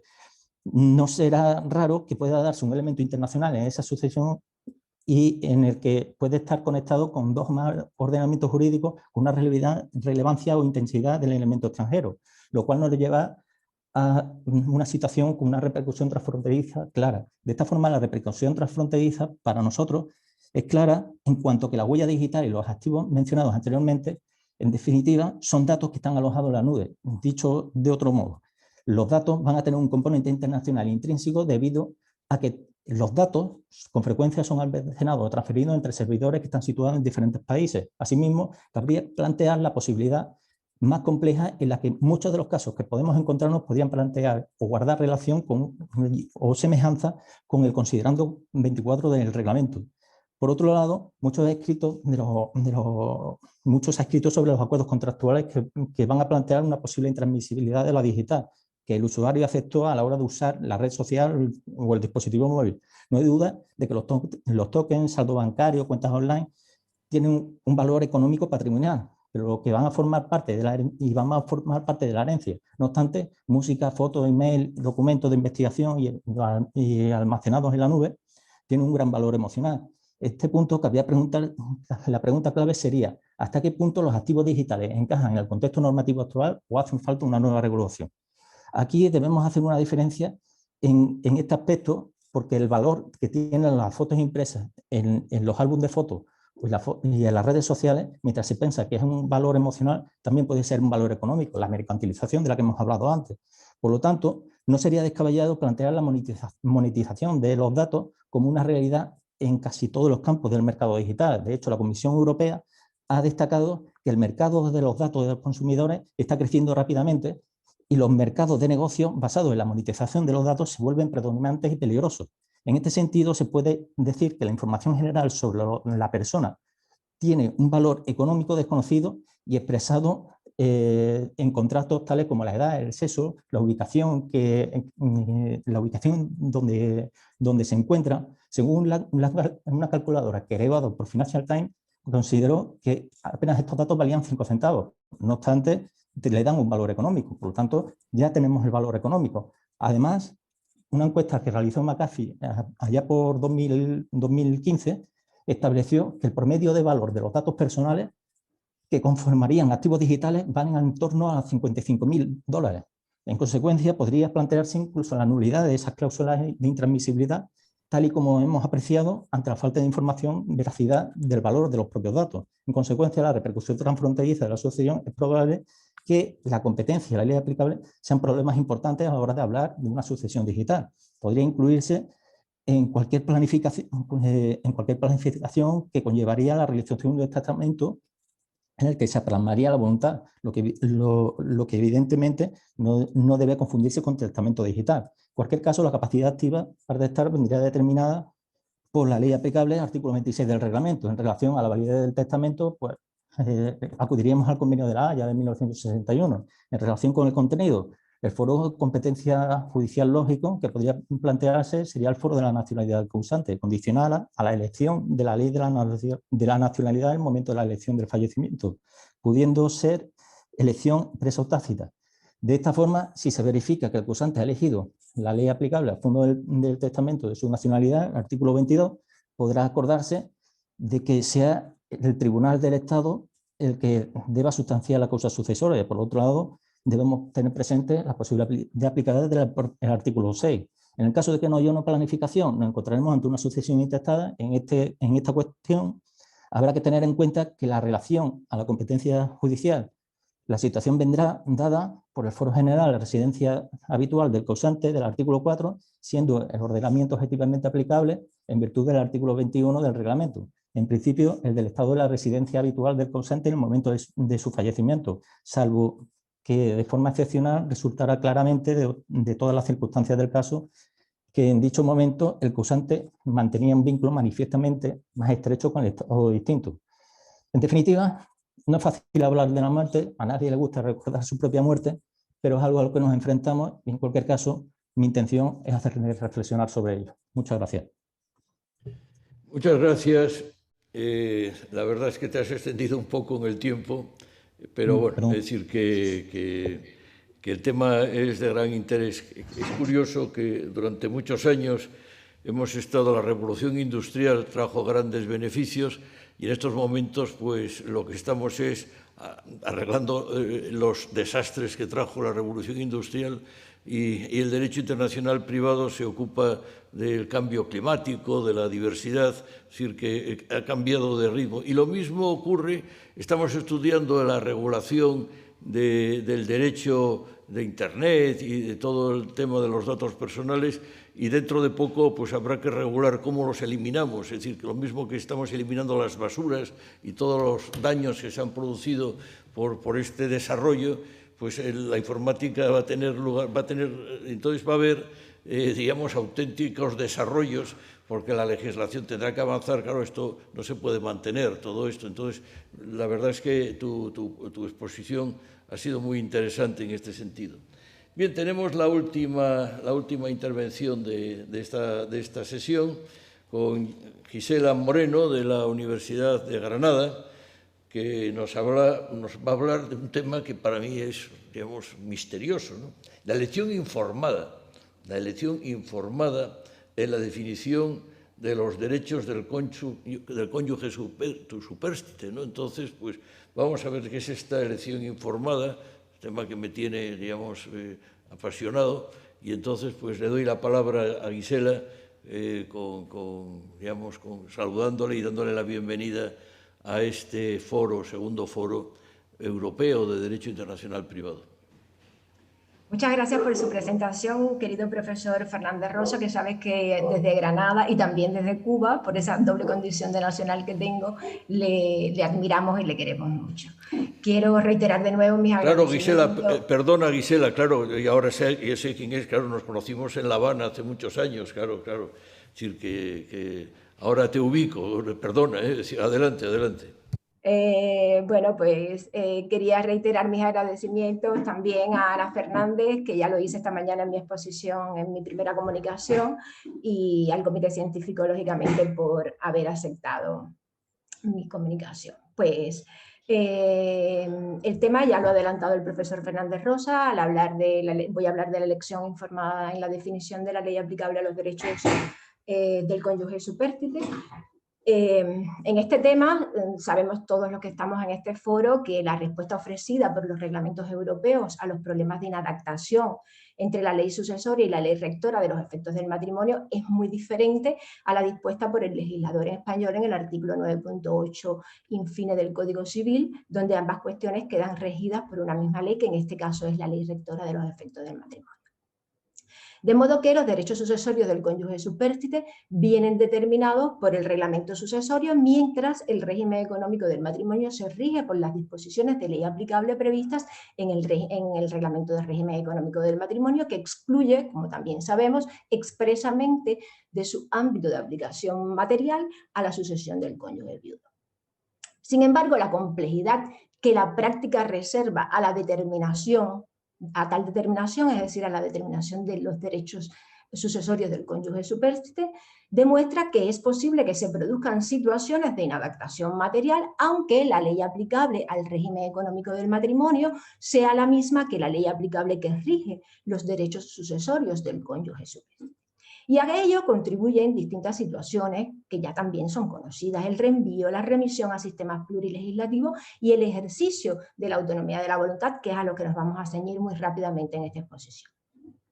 La autonomía de la voluntad como punto de conexión presente en las soluciones de conflicto de ambos reglamentos europeos constituye sin duda un señalado aporte en términos de previsibilidad, seguridad jurídica, flexibilidad frente a las soluciones clásicas, ya que ofrece una respuesta jurídica más acorde a los intereses particulares en la medida en que estos tendrán ocasión de elegir, es decir, los cónyuges, la ley más favorable que la aplicable, una ley más favorable que la aplicable en defecto de elección.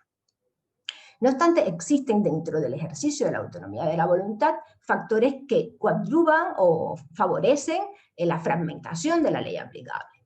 El primero de ellos viene determinado por la doble dimensión material y conflictual de la autonomía de la voluntad, porque la autonomía material te abre la posibilidad de otorgar testamento y de pactar un régimen económico distinto del previsto por el legislador para los casos en los que los cónyuges no hayan manifestado su voluntad sobre el régimen de bienes del matrimonio, y el conflictual, que permite, en el ámbito de los reglamentos, elegir de manera disociada la ley aplicable a la sucesión y la ley aplicable al régimen económico del matrimonio.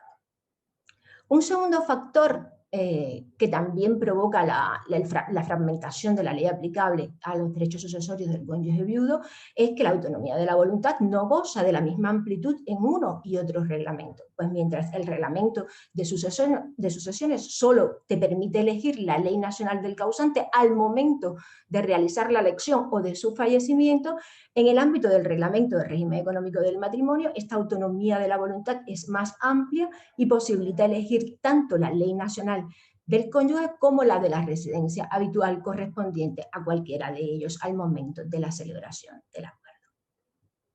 En el caso de la conexión de la nacionalidad, es cierto que este impacto negativo podría minorarse si ambos cónyuges ostentaran la misma nacionalidad. Pero de tener estas nacionalidades distintas, esta coincidencia de leyes solo se produciría si la ley nacional del cónyuge fallecido, en primer lugar, fuera la misma que la elegida por ambos en materia de régimen económico del matrimonio. Asimismo, una falta de acuerdo entre los cónyuges, o sencillamente falta de coordinación a la hora de elegir o de asesoramiento, a la hora de ejercitar la autonomía de la voluntad en el ámbito de las sucesiones y en el ámbito del régimen económico del matrimonio, puede igualmente conducir a este fraccionamiento, porque la aplicación de una única ley en tal caso va a depender en gran medida, hay otros factores disociadores, de que los intereses mutuos de los cónyuges concretados en la elección de la ley rectora del régimen económico del matrimonio sean convergentes con el interés que cada uno de ellos por separado tiene a la hora de organizar su sucesión. Finalmente, puede suceder también que la elección de ley opere solo en uno de los dos ámbitos analizados, lo que necesariamente conducirá a una eventual combinación de la autonomía de la voluntad con las conexiones objetivas habilitadas en defecto de elección, que también en este punto las normas de conflicto del reglamento de sucesiones y del reglamento del régimen económico del matrimonio están sometidas a distintos criterios. En el caso del régimen económico del matrimonio, más amplio que en el ámbito de la sucesión. Pues bien, una forma de modular este impacto podría tener lugar a través de una elección informada. Una correcta información sin duda podría ayudar a evitar esta fragmentación, pero tampoco sería una solución definitiva. Y en este punto también hay que decir que el reglamento de sucesiones no contiene ninguna referencia respecto de la elección, de la necesidad de la elección informada. Entre tanto, el reglamento del régimen económico del matrimonio, que sí se pronuncia sobre la elección informada en el considerando 47, lo hace en el sentido de imprimir seguridad jurídica a las transacciones entre los cónyuges y de garantizar que esta elección sea respetuosa del consentimiento emitido por ambos cónyuges, para que éste no se vea viciado por el interés particular de uno de ellos. Con lo cual, también aquí hay fricciones entre los intereses en el ámbito de las sucesiones y los intereses que pueden existir individuales y los intereses de ambos cónyuges en el ámbito del régimen económico del matrimonio. Por consiguiente, al igual que sucede con el resto de supuestos que provoca un fraccionamiento de la ley aplicable, también como resultado del ejercicio de la autonomía de la voluntad, las autoridades competentes se verán abocadas a transitar por complejos procesos de adaptación material y ad hoc para evitar los desajustes e injusticias materiales en la determinación de la ley aplicable a los derechos sucesorios del cónyuge superviviente. Muchas gracias. Espero haberme ceñido al tiempo programado, que eran 5 minutos. Muchas gracias, Gisela.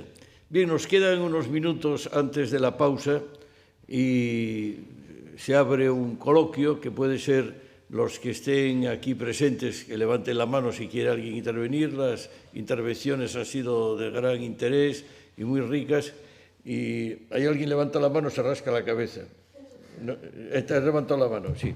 Bien, entonces doy la palabra al profesor Ángel Espiniella, ilustre asturiano, profesor natural de Gijón. Entonces, que es un pueblecito marinero, que lo digo para formación, que está cercano a Oviedo.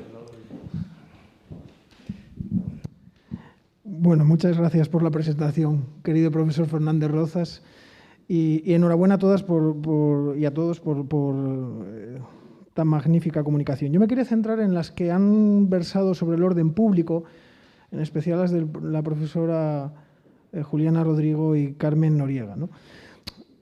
No es una pregunta, es una breve reflexión, en el sentido de que yo creo que tenemos que avanzar y ser valientes, ¿no? Y a veces oigo hablar del orden público y en unos términos que hoy hace muchos años ya, y creo que tenemos que conseguir avanzar, ¿no?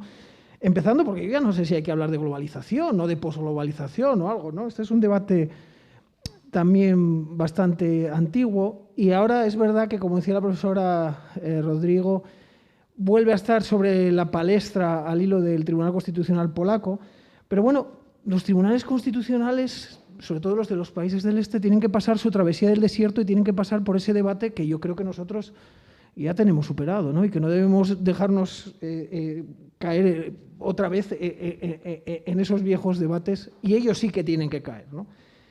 La segunda idea sería, respecto de ese orden público, bueno, pues que hay un orden público nacional y un orden público europeo, pues también creo que todo el mundo lo sabe, ¿no? Yo creo que hay que avanzar, y lo que verdaderamente nos tenemos que plantear, y que creo que es lo que hizo la sentencia esta Coman, es hablar de los conflictos de órdenes públicos. Porque lo que está detrás de la sentencia Coman es que el orden público europeo quiere garantizar que el matrimonio de parejas del mismo sexo tiene ciertos efectos y el orden público nacional quiere rechazar, ¿no? Entonces yo creo que hay que dar ese paso y no simplemente decir que hay dos órdenes públicos, sino que es que entran en conflicto, ¿no? Y de ahí nace la atenuación del orden público, bueno, como solución, pero lo que está detrás es un afán de la Unión Europea de imponer un modelo de derecho fundamental, ¿no? Que es el derecho, en este caso, a contraer matrimonio. Y al hilo de eso termino. Creo que la sentencia Coman no solo hay que entenderla en esa clave tan interesante de atenuación del orden público, y sé que no se ha podido tratar por los 5 minutos, que nadie por favor entienda que estoy diciendo nada en contra, sino porque quedan muchos aspectos que hay que poner sobre la mesa, ¿no? Yo creo que lo que la sentencia Coman pone de manifiesto o sienta las bases es para un método de reconocimiento de matrimonios en la Unión Europea. Un método de reconocimiento de actos que va a desplazar al método conflictualista, a los controles de ley aplicable de la validez de los matrimonios, como ya desplazado, y todos ya lo tenemos asumido, en el derecho al nombre y la identidad, donde el método ya no es conflictualista, sino es de reconocimiento de identidad de un Estado miembro a otro, como ha ocurrido en derecho de sociedades y como puede ocurrir, y tenemos ya base legal con esta sentencia, en el matrimonio, ¿no? Yo creo que el próximo debate es cómo los matrimonios de un Estado miembro se van a reconocer y van a poder circular libremente en la Unión Europea. No olvidemos que la Unión Europea hizo circular los divorcios libremente con la unificación de los reglamentos antes que circular libremente los matrimonios. Esa es la asignatura pendiente y ese es el enfoque de orden público, en mi opinión. Perdonad por, como siempre, estas comunicaciones paralelas desde la silla tan odiadas, ¿no? No, es una reflexión muy atinada y la verdad es que es muy interesante. Adelante, Lucas. Sí, pues yo quería hacer de la Universidad de Gran Canaria. Si me lo permite el profesor Fernández Rozas, por alusiones, sí. Me gustaría adelante, hablar... Adelante. Si es posible. Sí. Estoy plenamente de acuerdo con lo que ha dicho el profesor Espinilla, totalmente de acuerdo, pero también estarás de acuerdo conmigo en que ese paso que es el reconocimiento de instituciones creadas en base a la legislación de un Estado miembro no lo da el Tribunal de Justicia. El Tribunal de Justicia se queda corto, se queda en un paso atrás. Orden público internacional atenuado. No, sea valiente e imponga el reconocimiento de instituciones como hizo en materia de apellidos. Si en el ámbito de regulación no tenemos una uniformidad en la Unión Europea, podemos conseguir esa armonización, esa uniformidad en toda la Unión Europea a través del reconocimiento de las instituciones creadas en otros Estados miembros. Y como digo, para mí es la solución. Y efectivamente es de lo que tendríamos que hablar en este momento, de ese reconocimiento de instituciones. Pero realmente, como digo, es que la Unión Europea no se atreve todavía con ello. Ligeramente, brevemente, muy livianamente en algunos aspectos, pero en este matrimonio, por ejemplo, no ha dado ese paso adelante que creo que debería hacer. Estoy totalmente de acuerdo con lo que ha comentado Ángel, debería hacerlo porque eso es a lo que debemos atender en estos momentos, en mi modesta opinión. Muchas gracias. Ángel, ¿quieres decir algo? No.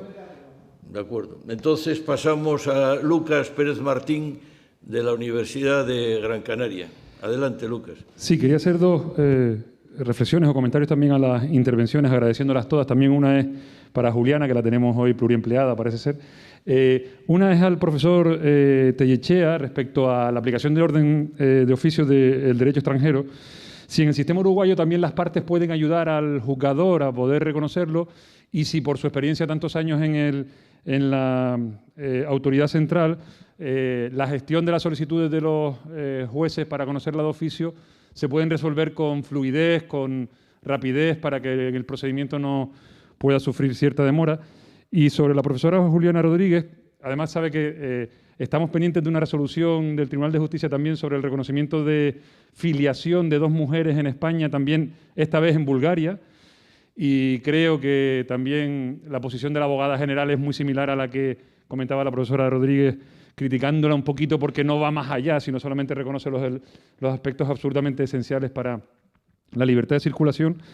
Si como comentó lo de Polonia, porque a mí me lo han consultado y me ha hecho pensar sobre esto, si no piensa que la sentencia del Tribunal Constitucional de Polonia, por decirlo así, es un conflicto que va un poco más allá solamente del orden público y está reflexionando sobre la aplicación de ambos derechos, porque no creo que el tribunal, porque habla siempre de la aplicación de la Constitución, de la supremacía del derecho europeo, porque no creo que el Tribunal Constitucional piense que hay un principio de orden público polaco que sea que el Ejecutivo tenga que controlar al judicial de determinada manera, ¿no?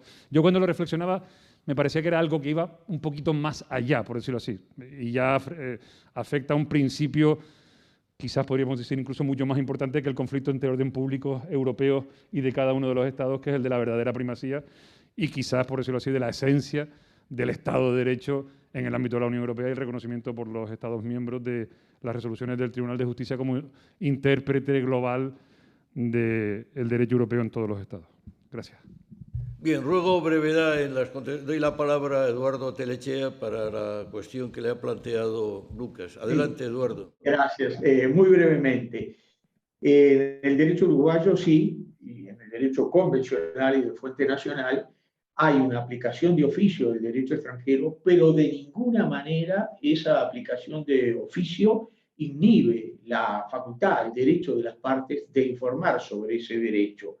Y ese informe del derecho extranjero por las partes es realmente importante. Lo que sí queremos señalar, el juez es libre frente a ese informe, puede ceñirse a esa información recibida por las partes o al producto de otras investigaciones que realice.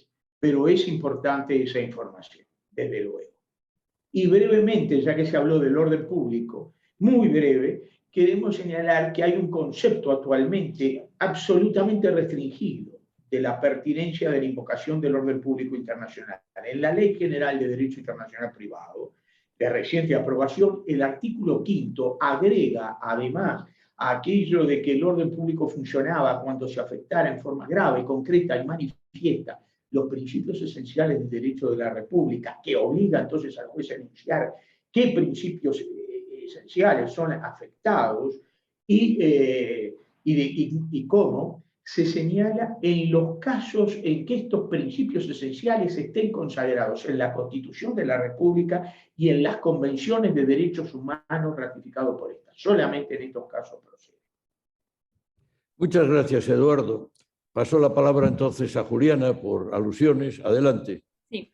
Por mi parte, bueno, la sentencia del Tribunal Constitucional polaco yo la traigo a colación un poco para poner en situación al espectador en el sentido de poner, de hablar del contexto sobre el que voy a exponer, y es la contradicción entre el derecho de producción interna de un Estado con el derecho europeo. Esta contradicción es la que se plantea, bueno, lo que sabemos, al menos yo, es por las noticias, porque no tengo la sentencia a mi disposición del Tribunal Constitucional polaco, y bueno, lo que sabemos respecto de la misma es eso, que el Tribunal Constitucional lo que ha venido a decir con carácter general y fundamentalmente es eso, poner al derecho polaco por encima del derecho de producción europea. Entonces, lo que digo, lo pongo en ese contexto, o lo traigo como ejemplo para poner en situación a los que me están escuchando a la hora de abordar mi tema, que es el de esa contradicción entre ambas normativas y, por ende, contradicción entre posibles órdenes públicos cuando esas normativas forman parte del orden público, que es el objeto de mi exposición. En todo caso, como dice el profesor, es cierto que esto va más allá del orden público, es decir, por lo que sabemos, o al menos lo que sé yo, lo que plantean las autoridades polacas es lo que estamos comentando. El derecho polaco está por encima del derecho europeo y, por tanto, las instituciones europeas no tienen por qué obligar o decir, aportar consideraciones que contravengan el derecho polaco. Por tanto, va más allá del orden público y de todo, es posicionar el derecho polaco por encima del derecho europeo. Y si esto lo llevamos a mi campo, al campo del que he estado hablando, que es contraponer orden público estatal con orden público europeo, en términos, si lo pudiéramos extrapolar en términos al ordenamiento polaco, se pondría por encima el orden público polaco frente al europeo. Si esto lo trasladamos al caso Coman, entonces se pondría por encima el orden público rumano y, por tanto, no se reconocería ese matrimonio frente al orden público europeo, y no se reconocería ese matrimonio y posiblemente tampoco se le darían efectos, porque si ponemos por encima el orden público rumano o polaco, cualquiera que sea de los dos, frente al europeo, no tendríamos que dar ningún efecto al matrimonio, que es como lo solucionó el Tribunal de Justicia con el orden público internacional atenuado. Entonces, como digo, sí puede ir más allá, pero puede incluir también esa contraposición de órdenes públicos, posicionando por encima el orden público nacional estatal frente al orden público europeo. Muchas gracias, Juliana. ¿Hay alguien de esta sala que quiera intervenir en este momento? ¿Puedo hacer yo un breve apunte? ¿Perdón? Sí. Sí, bueno, pero no, todavía no estamos en... adelante, sí. Puedes entrar en la... Es que no tengo aquí... Carmen, no es la que quieres... Adelante, Carmen. No, simplemente en relación con el orden público, esta dicotomía que hay entre el orden público, el estatal, el europeo, igual debería primar que si hay algún tipo de contraposición. Bueno, en realidad el orden público de cada estado, básicamente los estados se han formado más o menos con los mismos principios y valores, que viene siendo lo que es el objeto de protección del orden público internacional estatal. Son los principios, valores, normas imperativas. Entonces, más o menos el desarrollo que ha habido a nivel estatal de forma independiente es más o menos el mismo. Entonces, tampoco difiere enormemente un orden público español, por ejemplo, del orden público, yo qué sé, italiano, alemán, polaco. Entonces, sí, habrán figuras que sean propias de un sistema jurídico, como podría ser el del británico, pero eso no significa que tenga que atentar obligatoriamente contra el orden público español. Y en cuanto al orden público europeo y el orden público estatal, no están realmente separados el derecho de la Unión y los derechos estatales. Aunque sí son diferentes, son ordenamientos jurídicos distintos. Por el reconocimiento mutuo, el Tribunal de Justicia es el encargado de desactivar en cierta medida los derechos nacionales para que así puedan meter los principios generales y fundamentales que vienen reconocidas en la Carta de Derechos Humanos, vienen se introducen a nivel estatal, pero es que esa introducción tampoco va a ser ilimitada, sino que de nuevo el orden público internacional interno va a ser el que ponga el tope de decir hasta aquí puede meterse la Unión Europea y hasta aquí son mis principios básicos y fundamentales. Entonces, realmente no hay ahí un gran choque que sea imposible de salvaguardar o que sea muy complicado. De hecho, también ha habido en Londres, en 2006, creo que fue, se intentó dar una serie de recomendaciones de que podía ser un orden público para intentar lograr un concepto más o menos común a todos los estados, pero como digo, tampoco es que haya una enorme diferencia entre un principio y otro, porque los principios básicos e imperativos tienden a ser los mismos de un estado a otro. Y hasta solo quería decir eso. Si me permite, muy bien, muchas gracias, Carmen. Rozas. ¿Alguien quiere? Sí. Juliana, adelante. Sí. Juliana. Carmen, en materia de familia sí que hay diferencias importantes. Por ejemplo, el caso Coman, del que hemos hablado, matrimonios de personas del mismo sexo, es una institución que atenta contra el orden público de distintos Estados miembros. Lo que yo propongo en la comunicación, en el texto, es lo que tú estás comentando. No deberían existir instituciones a nivel europeo, en el entorno europeo, que atenten contra el orden público de otros Estados miembros, porque todos tenemos los mismos principios comunes, que deberían ser los que formaran parte de ese orden público. ¿Que el matrimonio se regula de manera diferente en distintos estados? Por supuesto. Bienvenida la diversidad, por supuesto, pero no de manera tan distinta como para que atente contra el orden público de otro estado hermano, podríamos decir, otro estado de la Unión Europea. No debe ser así. Sin embargo, lo es. Lo que ha pasado en el caso Coman, Rumanía, orden público. Este matrimonio de personas del mismo sexo no puedo reconocerlo, atenta contra mi orden público. Italia alegará orden público igualmente frente a matrimonios de personas del mismo sexo. Polonia, en su constitución se prohíbe el matrimonio de personas del mismo sexo.